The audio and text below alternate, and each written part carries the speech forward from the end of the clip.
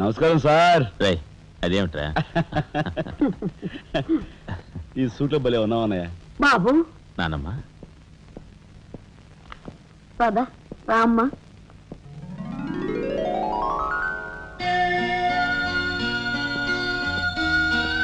బాబు వదిన, నీ సర్వస్వం మా కుటుంబం కోసం ధారపోసావు. అటువంటి నువ్వు సౌభాగ్యం కోల్పోవడం మా దురదృష్టం.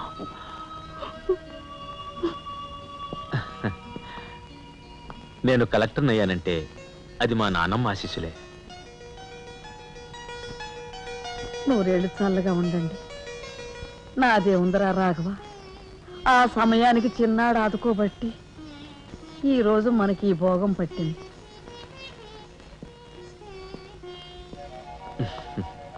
నువ్వు లేకపోతే నేను లేని తమ్ముడు. You are my friend, philosopher and guide.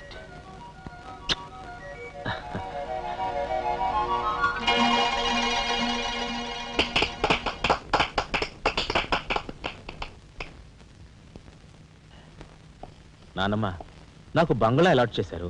మనమంతా ఈ రోజే ఆ బంగ్లాకు వెళ్తున్నాం. మన గ్యాంగ్ అంతా ఆ బంగ్లాకి ఎందుకన్నయ్య? చూడు రాజా, నేను ఐఏఎస్ పాస్ అయింది మనం వేరు వేరు కాపురాలు పెట్టడానికి కాదు. మీరందరూ అక్కడ రాకపోతే నాకు ఆ కలెక్టర్ గిరి అక్కర్లేదు. అంత మాట అనుకురా రాఘవ.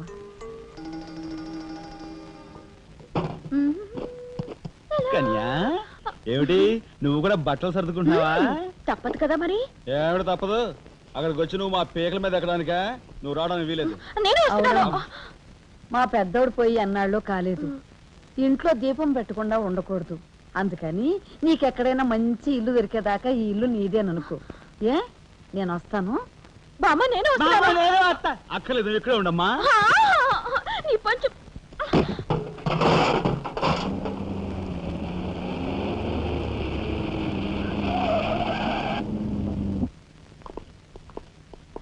రానానమ్మా రా. మామగారు ఆగది. రావాయలుడు కమాన్ రా. మీ తమ్ముడు టాక్సీ తోలుకు బతుకుతానని మా నాన్నతో అంటున్నట్ట. ఇదేమన్నా బాగుందా? తప్పే ఉంది. తప్పే ఉందా? కలెక్టర్ గారి తమ్ముడు టాక్సీ డ్రైవర్ అంటే అవమానం కదండి. మా తమ్ముడు చేయనేరం తన మీద వేసుకుని నన్ను చదివించాడు.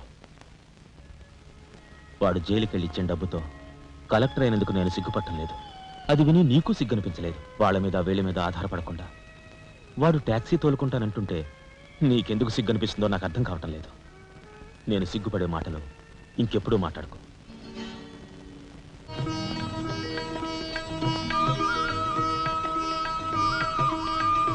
ఎంతసేపు రా? తొందరగా కానివ్వండి. ఈ వేళ నుంచి నీ లైఫ్ జమాజం. కింద నమ్మకాలు ఉన్నాయి. కసక్కం తొక్కించేసి జై మేళ జై. మీరంతా ఎదురేంట్రా? సరస్వతి పుత్ర, నీ ఎదురు మంచిది. ప్రసీ బోలో స్వతంత్ర భారత్ కి. టాక్సీ కడతావా? అమ్మని ఇదేదురైందేంట్రా బాబు? ఏంటి తలగొట్టుకుంటున్నావు? నా ఎదురు సంగతి నా బోణి సంగతి నీకు తెలియదు కాబోలు. నేను బోణి కొట్టిన టీ దుకాణాలన్నీ 5 స్టార్ హోటల్ అయ్యాయి తెలుసా? ఓరి నాయనో, నాకు ఈ టాక్సీ వద్దురా. ఏదైనా రిక్షాతో బతుకుతాను. రిక్షా గురువా, మా రాజాకి బోణి కొట్టమని రాణి నా ముక్కోటి దేవతలు పంపించారు. పైగా ఓణి పిల్ల కాళ్ళ వేళ పడితే కాదనకూడదు ఉపనిషత్తులు ఘోషిస్తున్నాయి. ఆలోచించకుండా లాగించే తెలియదు వేయకుండా లాగించగరు. నారాయణ, ఇది పెద్ద నసకేసురా. తప్పదంటారా?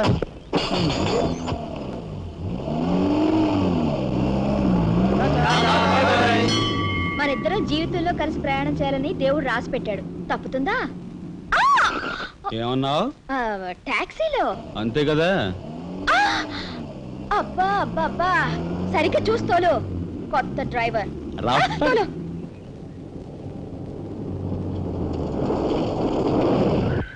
వచ్చిందిగా.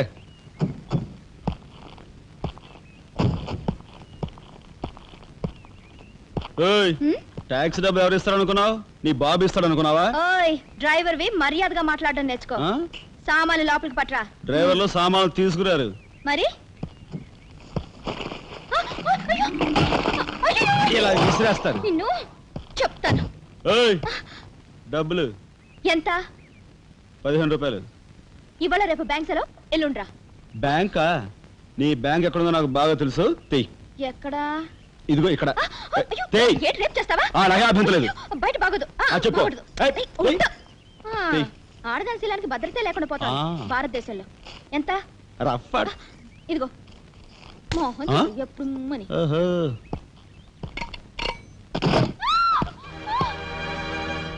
ఒంటరిగా దొరికితే వదిలిపెడతాను అనుకున్నావా? అది మాత్రం జరగదు. దొరక్క కన్ని పిల్ల దొరికితే వదిలిపెడతానా? ఇయ్యాల వదిలిపెట్టను, అటు ఇటు చేస్తాను. కుమారి, కుమారి,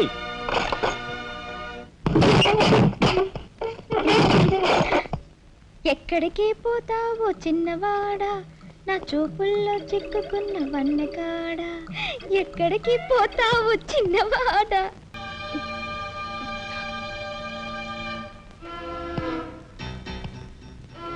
ఈ ఫోటో అక్కడి నుంచి ఎందుకు తీసావు? హాల్ అందంగా ఉండాలని. అందంగా ఉండాల్సింది హాలు కాదు, మనుషుల మనసులు. ఇదిగో చూడు, నా సంగతి నీకు పూర్తిగా తెలిసినట్లేదు.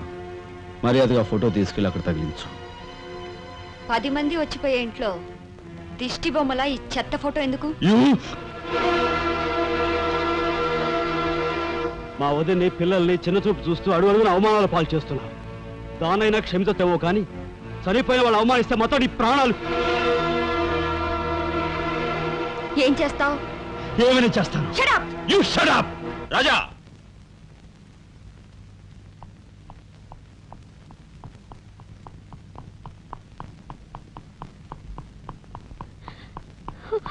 ఏమండి, మీరు లేకుండా చూసి మీ తమ్ముడు నన్ను నానా మాట్లాడినాడండి.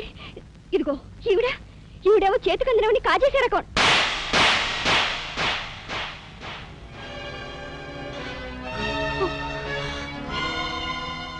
నువ్వు నాకు భార్య మాత్రమే.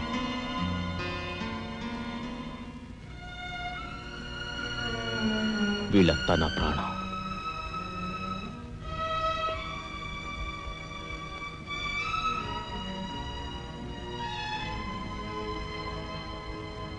మర్యాదగా ఈ ఫోటో అక్కడ తగిలించకపోతే మా తమ్ముడు చేస్తానన్న పని నేను చేసి చూపిస్తాను.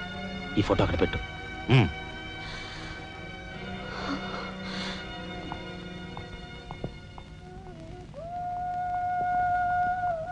సారీ అన్నయ్య. జరిగిన దానికి నేనే సారీ చెప్పాలి. డాడీ, ఆయన వాళ్ళ నుండి దూరం చేయడానికి తెచ్చిపెట్టానన్నావు. ఇలా నేను చంపదెబ్బలు తింటానుకా? వాళ్ళంతా సెంటిమెంటల్ ఫూల్స్. మీ ఆయన్ని వాళ్ళ దగ్గర నుంచి వేరు చేయడం నీ వల్ల కాని పని అని నాకు ఇప్పుడే కదా అర్థమైంది. అదేమిటో డాడీ, ఆయన నా మాట విన్నట్టే కనిపిస్తారు, మరు నిమిషంలోనే మారిపోతారు. సెంటిమెంట్లో ఉన్న వీక్నెస్ ఏదమ్మా. ఓ పని చెయ్యి, ఆ విషయం ఈ పోలీస్ బుర్రకు వదిలేసాయి. వాళ్ళ సంగతి నేను చూస్తాను. రాజమండ్రి వీడియో హోమ్ వాళ్ళు మీరు హోమ్ మినిస్టర్ అయిన సందర్భంగా మీకు సన్మానం ఏర్పాటు చేశారండి. ఎవడికి కావాలా బోడి సన్మానం? ఘనంగా నేను అక్కడికి వెడితే చింపులుగా వచ్చి ఆలువా కప్పి నెత్తిన ఒక కద్దర టోపీ ఎడతారు. కలిసి వచ్చే కట్టిప్పు. ఇది సెంట్రల్ జైల్లో ఉన్న ఒక అతను ఫిరోల్ కోసం పెట్టుకున్న పిటిషన్ అండి. ఈ లండా సోరీ పేరోలు ఇవ్వడం మనకెందుకయ్యా? ఆ మధ్యన బెజవాడ కుర్రాడికి ఇచ్చిన పీకల మీదకి తెచ్చుకున్నా కదా. 1 లక్ష అన్నాడు సార్. ఎంత? 1 లక్ష అండి. అయితే వాళ్ళని ఆడతా పాడతా లచ్చ తప్పులు చేసుకోమను, ఆనందంగా ఎట్టేస్తాను సంతకం. పొట్టిదా పొడుగుదా? పొడుగుదేనండి. మూడో కట్టిప్పు. ఎవరో రఘురామ్ అనే ఒకడిని ఏకాంబరం కనకాంబరం కలిసి మన లోకల్ ఎస్పీ అండ్తో మర్డర్ చేస్తూ ఉండగా ఎవడో ఫోటోలు తీశాడండి. పిటిషన్ తో పాటు ఫోటోలు కూడా పంపాడండి. ఎవడో కోన్ కిస్క గొట్టం ఏకాంబరం. ఏకాంబరం? అవునండి. మా ఏకాంబరం? అవునండి. అమ్మని కట్టెటయ్యి కట్టెటయ్యి.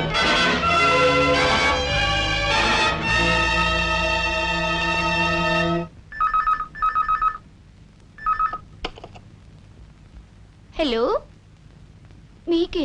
ఓం మినిటర్ గాలి సుబ్బారావు పీకింగ్. అటేపెవరు పీకేది? ఏకాంబరం స్పీకింగ్. గాలి సుబ్బారావు, ఏ నీ గాలిలా మళ్ళింది? గాలి కాదు, నీళ్లు. హుస్సేన్ సాగర్ లో బుద్ధుడి గ్రహం మునిగిపోయినట్టు కాసేపట్లోనో కూసేపట్లోనో నువ్వు మునిగిపోబోతున్నావు. అది వేళాకోళాలు సాలించి సంగతి ఏమిటో చెప్పు. ఏంటి సంగతే? అలాగా నీ బొందిలా కట్టుకుని నుంచి 6 లీటర్లకి ఎప్పుడొస్తా? లీటర్ ఇంకమ్మా 2 లీటర్లకు వస్తాం కానీ ఇదిగా మాకు మంచి రోజులు వస్తాయి తీసుకో మిస్టర్ నారాయణ, మీరు మీరు హోమ్ మినిస్టర్ గారికి ఒక మర్డర్ కేసు గురించి పిటిషన్ పెట్టుకున్నారు కదా. మరో కంటివాడికి తెలియకుండా ఎంక్వైరీ అడ్రస్ పడ్డాయి. మీ దగ్గర ఉన్న ఆధారాలతో రేపు 10 గంటకల్లా గవర్నమెంట్ గెస్ట్ హౌస్ రండి. హోమ్ మినిస్టర్ గారు స్వయంగా వస్తున్నారు. గాలి సుబ్బారావు గారు, ఈ ఊరు నుంచి ఎన్నికైన మీరు మాకింత న్యాయం చేస్తారని మేము కల్లో కూడా ఊహించలేదు. ఇక నుంచి ఈ ఊళ్ళో ఉన్న మీ పోస్టర్లన్నీ పీకెళ్ళి పూజించుకుంటాం.